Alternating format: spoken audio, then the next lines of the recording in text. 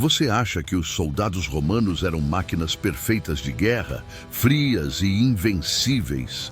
E se eu te disser que essa imagem é um mito e que a verdade é muito mais brutal do que os filmes mostram? Hoje você vai entrar comigo dentro de um campo de batalha romano e descobrir o que realmente acontecia. O medo, o caos, a dor e a luta desesperada por apenas mais alguns minutos de vida.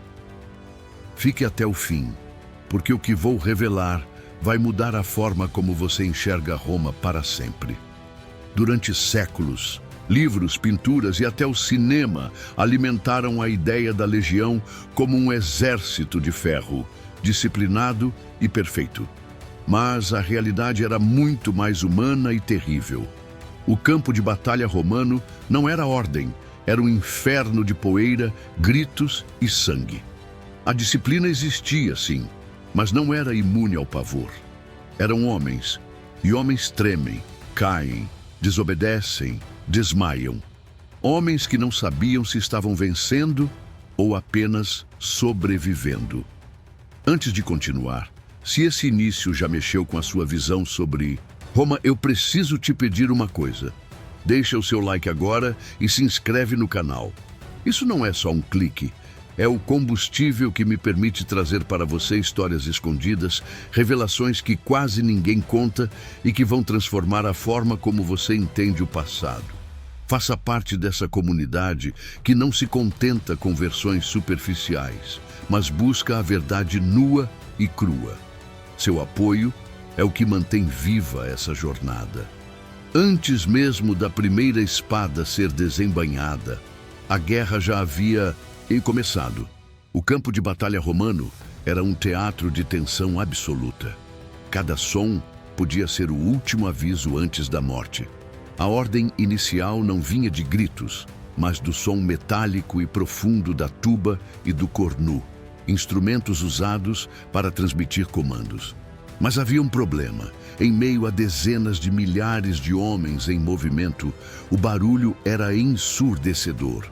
Armaduras chocando, escudos batendo, nuvens de poeira subindo. Muitos soldados simplesmente não ouviam as instruções, ou pior, as confundiam.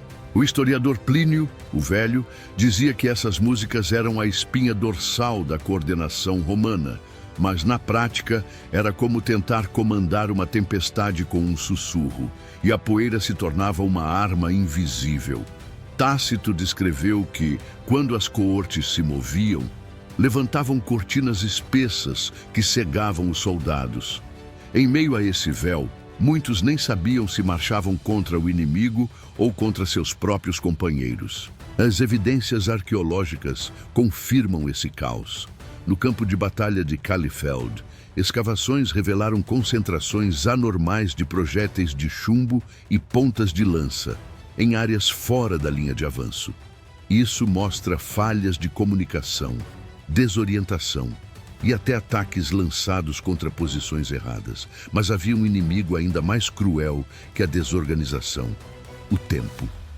Muitos soldados permaneciam horas, até dias, em posição de espera antes do combate. O coração acelerado, o corpo suado sob a armadura, a mente se afundando em ansiedade. O historiador Vegésio alertava que o tempo de espera era o pior inimigo do ânimo, porque destruía a resistência psicológica. Muitos desmoronavam sem que a batalha tivesse começado. Alguns desmaiavam de exaustão, outros entravam em pânico. Era como lutar contra um inimigo invisível dentro da própria mente. E então, quando o solo finalmente começava a tremer, a linha inimiga se aproximava e o choque era inevitável. O primeiro impacto não vinha da espada, mas do escudo. O escutum romano, enorme, pesado e curvado, era mais do que uma defesa. Era uma arma de choque. Legionários avançavam como muralhas humanas, empurrando, derrubando e esmagando.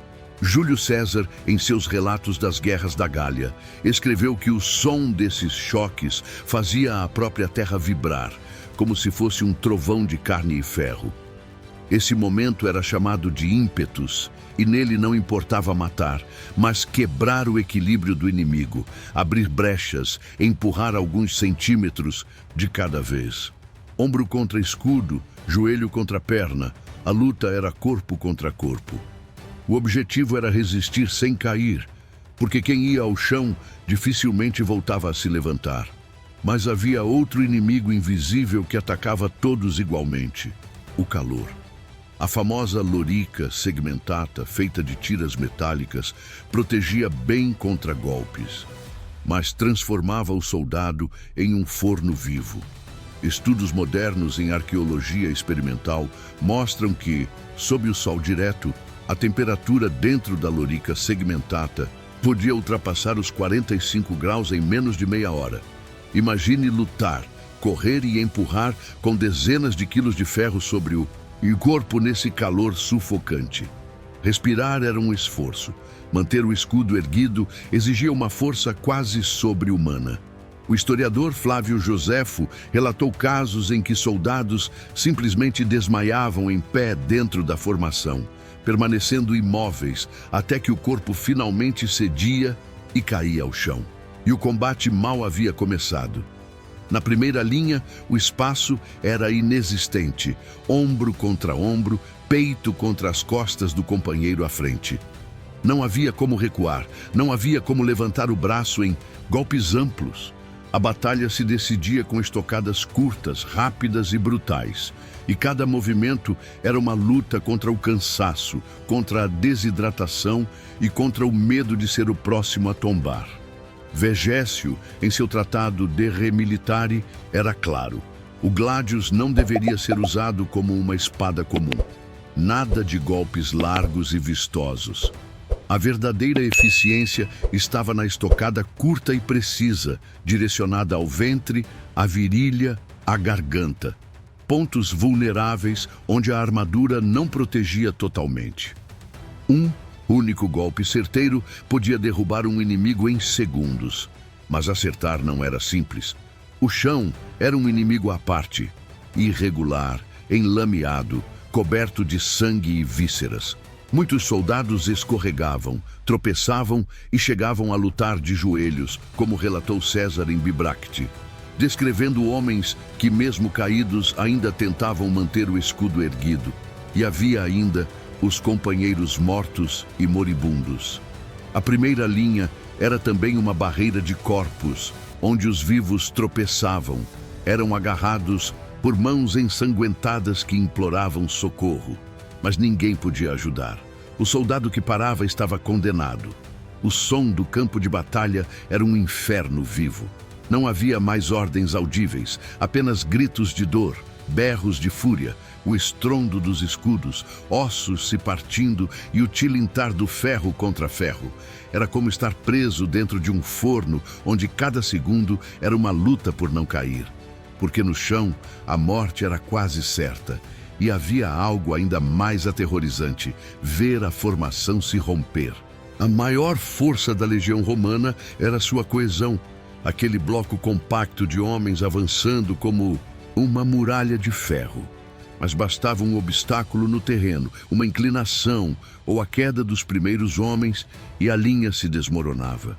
A partir desse momento, os soldados deixavam de ser um exército organizado e passavam a ser alvos isolados, lutando por conta própria. O que antes era disciplina se transformava em desespero. Foi exatamente isso que aconteceu em Teutoburgo no ano 9 d.C., quando 3 legiões inteiras foram aniquiladas. Em Teutoburgo, a realidade da guerra romana se mostrou em toda sua crueldade. Sob chuva intensa e em meio ao lodo, as tropas foram emboscadas em uma floresta fechada. Não havia espaço para manter a formação. A coluna se estendia por quilômetros. As ordens não chegavam. Os sons das trombetas se perdiam no vento. Em poucas horas, o que era um exército se transformou em um rebanho em pânico. As escavações no local confirmam o desastre. Corpos encontrados longe dos caminhos principais, soldados mortos em isolamento, muitos tentando fugir, outros escondidos, atrás de troncos, alguns até enterrados parcialmente no solo, na tentativa desesperada de se tornar invisíveis. E não era apenas na emboscada. Mesmo em campos abertos, onde a formação deveria resistir melhor, o tempo sempre trabalhava contra Roma. Como alertava Dionísio de Halicarnasso, a formação dura enquanto há vantagem. Mas quando o inimigo avança, o instinto fala mais alto. E o instinto, quase sempre, é sobreviver a qualquer custo. E quando a disciplina se desfazia, até as armas lendárias de Roma mostravam suas falhas. O Gladius Hispaniensis, famoso pela eficiência em estocadas curtas, podia se quebrar em pleno combate. Achados arqueológicos em locais como Alessia e Kalefeld mostram lâminas com pontas partidas, bordas lascadas e metal entortado pelo impacto. O pilum, a lança arremessada que deveria se dobrar ao atingir o escudo inimigo, tornando-o inútil, nem sempre funcionava como planejado. Em escavações em Numância, vários foram encontrados intactos, ou nunca foram usados, ou falharam no efeito esperado. E havia o peso. Cada soldado carregava mais de 30 quilos de equipamento: escudo, espada, armadura, capacete, ração, cantil, ferramentas. Sob calor, lama e sangue, até erguer o braço podia se tornar impossível. Muitos improvisavam: pedras afiadas, lanças quebradas, pedaços de madeira. A regra era simples: qualquer coisa que pudesse matar virava arma. A armadura romana, símbolo de disciplina e poder, também tinha limites. A lorica segmentata protegia o tronco, mas deixava vulneráveis axilas, ombros e pernas. Golpes descendentes com maças ou machados atravessavam facilmente suas aberturas. Até o capacete, o galeia falhava. Escavações revelam crânios perfurados apesar do uso. E mesmo quando o ferro segurava a lâmina, não segurava o impacto. Costelas quebradas, fraturas internas e dores que nunca curavam. Mas talvez o pior inimigo não fosse a lâmina, e sim o que vinha depois. Infecções, febres, delírios, traumas psicológicos sem nome. Muitos veteranos voltavam mudos, agitados, incapazes de dormir. Outros se mutilavam para não voltar à guerra. A glória de Roma escondia a verdade. A maioria não morria como herói, mas agonizando no pó, ou sobrevivendo apenas para carregar cicatrizes invisíveis. No fim, a vitória não era feita de discursos e fanfarras. Era feita de homens cobertos de sangue, caminhando entre cadáveres, sem saber se tinham vencido ou apenas sobrevivido.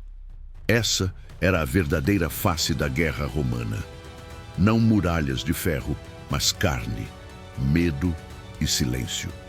Se este relato te mostrou o lado oculto da Roma Antiga, inscreva-se no canal e ative as notificações.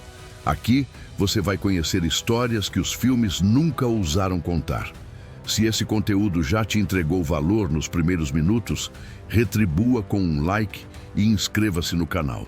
Assim como eu estou trazendo para você verdades que quase ninguém revela sobre Roma, você me ajuda a continuar essa missão de expor a história sem máscaras. Esse simples gesto abre espaço para que mais pessoas tenham acesso a essa transformação de visão, de enxergar o Império Romano não como um mito intocável, mas como ele realmente foi: humano, frágil e brutal. Vamos juntos romper com as ilusões e construir uma comunidade que busca a verdade.